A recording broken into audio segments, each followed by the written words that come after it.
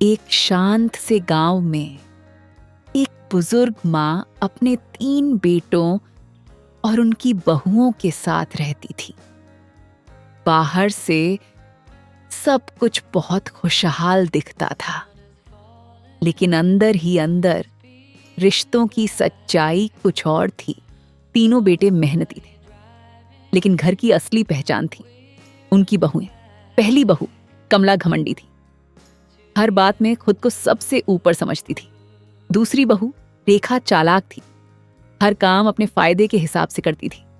तीसरी बहू पूजा सीधी, शांत और दिल की बहुत साफ माँ, चुपचाप सब देखती रहती थी। एक रात माँ अपने कमरे में बैठी सोच रही थी, आज तो मैं ठीक हूं, लेकिन कल जब मैं सच में कमजोर हो जाऊंगी तो कौन मेरी देखभाल करेगा। उनकी आंखों में हल्की चिंता थी। मां ने फिर परीक्षा लेने का फैसला किया। अगली सुबह मां ने तीनों बहुओं को बुलाया। मुझे लगता है मैं बीमार पड़ने वाली हूं, अब मुझे तुम्हारी जरूरत पड़ेगी।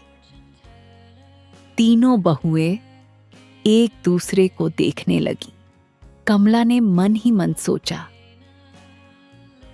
मैं क्यों करूं सेवा, ये काम तो नौकरों का है। वो बोली, मां जी, मेरे पास बहुत काम है, मैं ज्यादा टाइम नहीं दे पाऊंगी। और वो चली गई। रेखा ने सोचा, अगर मैं सेवा करूंगी तो मां जी खुश होंगी और सब कुछ मुझे मिलेगा। वो मां के पास आई, लेकिन सिर्फ दिखावे के लिए। दवा दी, लेकिन ध्यान नहीं रखा। खाना दिया, लेकिन प्यार नहीं था। उसकी हर हरकत में स्वार्थ साफ दिख रहा था। पूजा चुपचाप मां के पास बैठ गई। समय पर दवा, अपने हाथ से खाना खिलाना, रात को जागकर उनकी देखभाल करना। एक रात मां को तेज बुखार जैसा महसूस हुआ। पूजा पूरी रात उनके पास बैठी रही। मां ने धीरे से पूछा, तुम थक नहीं जाती?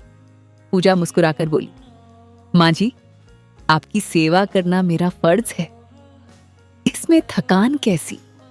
मां की आंखों में आंसू आ गए। उन्हें समझ आ गया कौन सच में उनका अपना है। कुछ दिनों बाद मां बिल्कुल ठीक हो गई। तीनों बहुओं को बुलाकर बोली, मैं बीमार नहीं थी, ये सिर्फ एक परीक्षा थी। पहली और दूसरी बहू चौंक गई।